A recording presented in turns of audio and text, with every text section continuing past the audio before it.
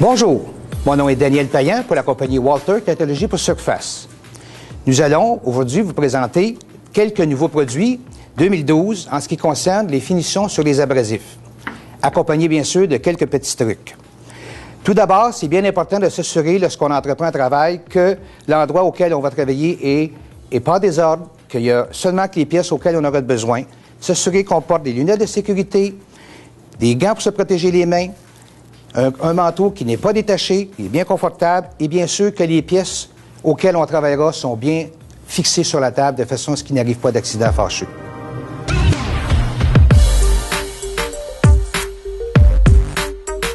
Alors, les abrasifs que nous utiliserons aujourd'hui sont bien sûr le nouvel ensemble de finitions, de façon à ce que nous pourrons proposer ça aux utilisateurs dans le but de faire une belle finition en le moins de temps possible et probablement en 3 étapes. Ce que nous utilisons ce matin, ce sont les nouveaux kits avec des tampons de soutien au velcro qui pourront se marier avec nos tampons de finition, un Blendex pour arriver à une deuxième étape après avoir dégrossi avec notre sablé et bien sûr à la fin, utiliser ce nouveau produit, cette bande en stainless steel autocollante qu'on peut couper la longueur qu'on veut et qu'on pourra venir coller ici, faire notre finition, pouvoir marier les deux côtés ensemble. Alors, en première étape, notre meuleuse est branchée, notre abrasif est bien fixé. On s'apprête à travailler comme ça ici. Et la raison pour laquelle je suis ici comme ça, c'est que le stainless a un sens. Alors, c'est important de suivre le même sens du stainless de façon à ne pas défaire le grain. Ce qui serait mauvais, ce serait de venir travailler ici et je déferais tout mon grain. Donc, ma pièce est bien fixée. L'important, c'est d'enlever en premier lieu le cordon de soudure pour arriver à une belle finition. En premier lieu, c'est important, bien sûr, de nettoyer la pièce, la dégraisser. On sait très bien que la pièce a toujours des corps gras, des choses comme ça. Il faut nettoyer la pièce avec un produit, notre fameux produit Uno, dégraisseur, qu'on applique et qu'on fait tout simplement essuyer. On sait très bien qu'avec ce produit-là, la pièce de métal restera sèche et on n'aura aucun contaminant qui se retrouvera sur nos abrasifs. Alors, la pièce, une fois nettoyée, on se sert, bien sûr, de notre papier 2 en 1, notre Blendex, pas notre Blendex, mais notre sablé, et on va enlever le cordon de soudure.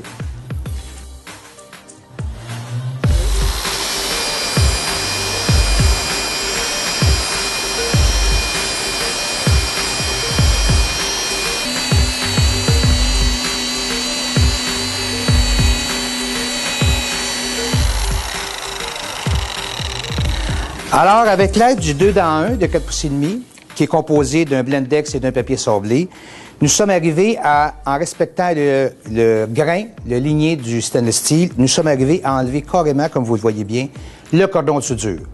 Donc, en deuxième étape, ça sera de ramener un filet ligné, de repartir un filet ligné avec notre outil électrique, ce qu'on appelle le LineMate, avec un tambour. Alors, dans un deuxième temps, suite à avoir enlevé notre cordon de soudure avec notre Big Buff et un 2 dans 1, nous allons prendre notre nouveau produit qu'on vous parlait tantôt. Nous allons le couper de longueur dont nous aurons suffisamment besoin. Ça veut dire probablement la moitié de ça ici. On sait que la pièce est propre. Alors, nous devrons enlever le collant. La raison pour laquelle on fera un beau fini, c'est que notre pièce de stainless, sa particularité, c'est qu'elle est très, très mince. Alors, on s'assure ici de la marier, coin à coin. C'est autocollant. On rabaisse les bords ici pour pas que notre pièce vienne la toucher. Et avec un outil que nous appellerons un LineMate, qui est fort semblable à notre Big Buff, mais qui est conçu pour travailler sur le côté, pour faire des finis lignés. Dans ce cas ici, nous avons installé un tambour médium, et nous allons travailler dans des vitesses pas trop élevées, ça veut dire alentour de 1400 à 2000 tours maximum. Alors, on branche l'outil. On s'assure de toujours bien partir l'outil, les mains tendues de façon à ce que si c'est mal fixé, il n'y a aucun danger d'accident. On ajuste notre vitesse.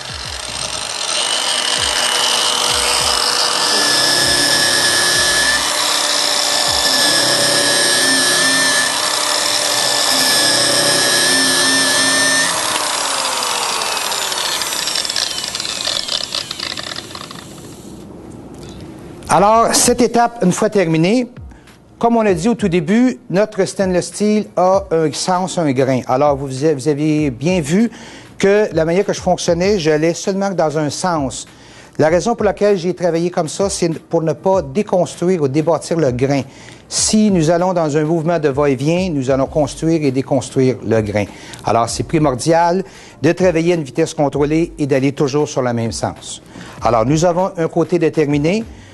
Ensuite, on peut réutiliser cette pièce, la décoller et s'assurer de la recoller dans la ligne de l'autre côté. Notre pièce est toujours bien. On s'assure que c'est bien fixé. On les rabaisse un petit peu dans le bas et on repart pour faire l'autre extrémité.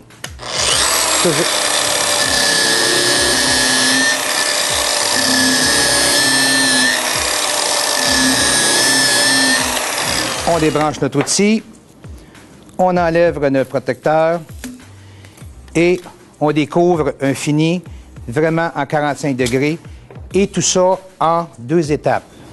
Alors, on enlève le protecteur, on découvre un fini vraiment ligné numéro 4 de part et d'autre avec une belle connexion 45 degrés. Tout ça fait rapidement en 2 étapes avec notre Big Buff, le 2 dans 1, et on termine avec un line mate et un drum médium en 2 étapes et très rapidement.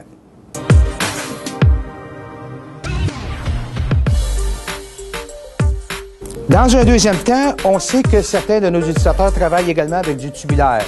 Alors, le tubulaire, certains d'entre eux veulent également avoir un fini, que ce soit ligné ou même miroir, mais que le fini s'arrête à un certain endroit.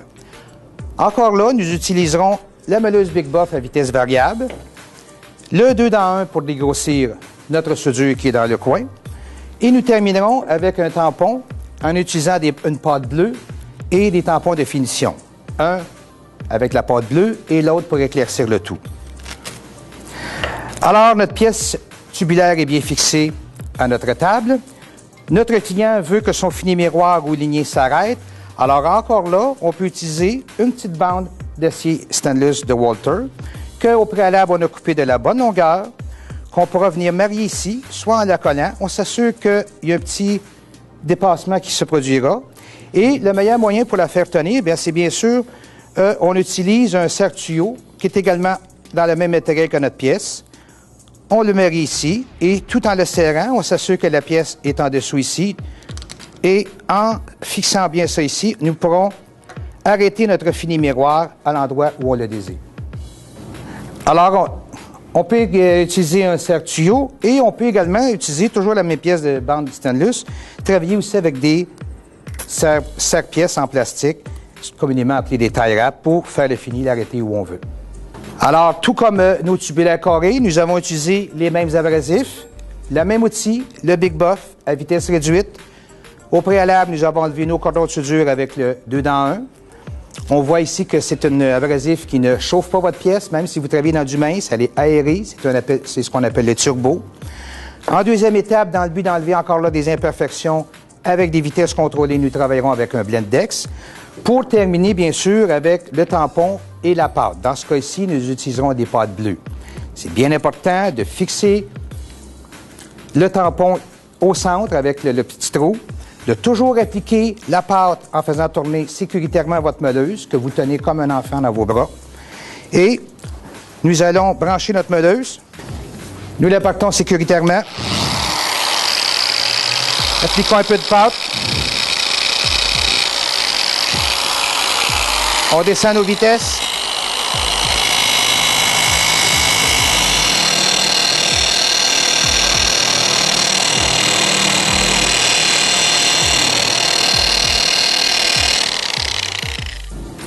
Alors, nous voyons qu'avec l'application de notre pâte sur notre tampon, notre pâte bleue, on travaille à vitesse réduite et on laisse, comme vous avez vu, on laisse le temps à l'outil de travailler, à la pâte de pénétrer. C'est de la finition, il faut prendre le temps et voir ce que l'on fait. Alors, suite la pâte bleue appliquée, pénétrée avec notre tampon, nous ne rajouterons pas de pâte. Tout ce qu'on fera, c'est de reprendre un tampon propre et venir enlever, bien sûr, l'excédent et polir pour donner une finition miroir.